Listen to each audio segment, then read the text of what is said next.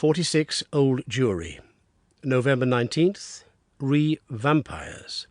Sir, our client, Mr. Robert Ferguson of Ferguson and Muirhead, tea brokers of Mincing Lane, has made some inquiry from us in a communication of even date concerning vampires. As our firm specialises entirely upon the assessment of machinery, the matter hardly comes within our purview, and we have therefore recommended Mr. Ferguson to call upon you and lay the matter before you. We have not forgotten your successful action in the case of Matilda Briggs.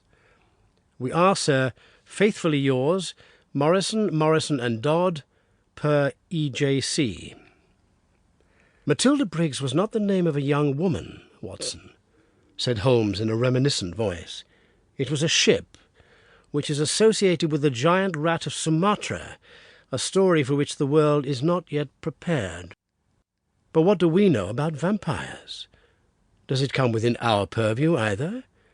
Anything is better than stagnation, but really we seem to have been switched on to a Grimm's fairy tale.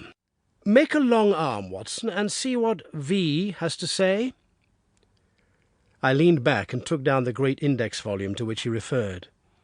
Holmes balanced it on his knee, and his eyes moved slowly and lovingly over the record of old cases, mixed with the accumulated information of a lifetime.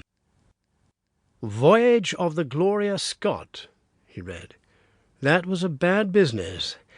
I have some recollection that you made a record of it, Watson, though I was unable to congratulate you upon the result. Victor Lynch, the forger. Venomous lizard or healer. Remarkable case, that.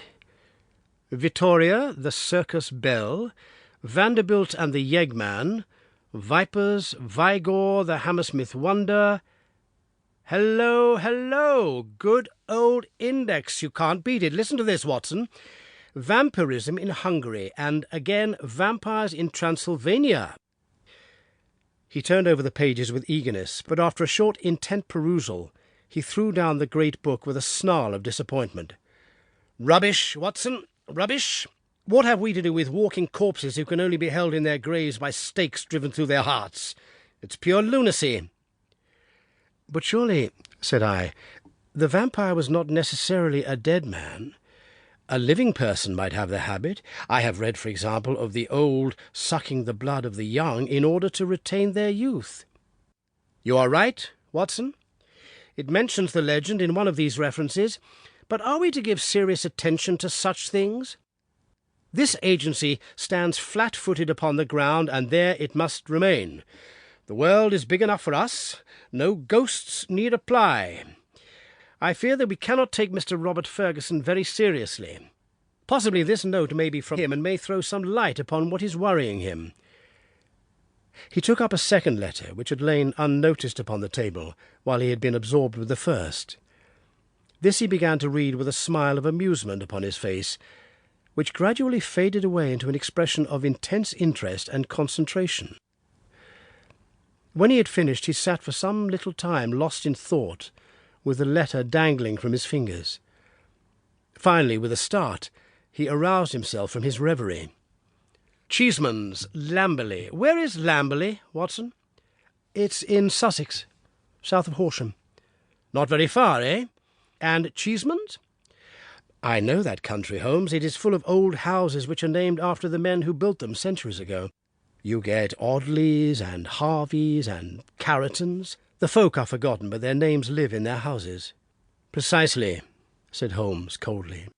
It was one of the peculiarities of his proud, self-contained nature that though he docketed any fresh information very quietly and accurately in his brain, he seldom made any acknowledgment to the giver. "I rather fancy we shall know a good deal more about Cheeseman's Lamberley before we are through. The letter is, as I had hoped, from Robert Ferguson. By the way, he claims acquaintance with you." "With me? You had better read it." He handed the letter across. It was headed with the address quoted. "Dear Mr. Holmes," it said, "I have been recommended to you by my lawyers, but indeed the matter is so extraordinarily delicate that it is most difficult to discuss. It concerns a friend for whom I am acting.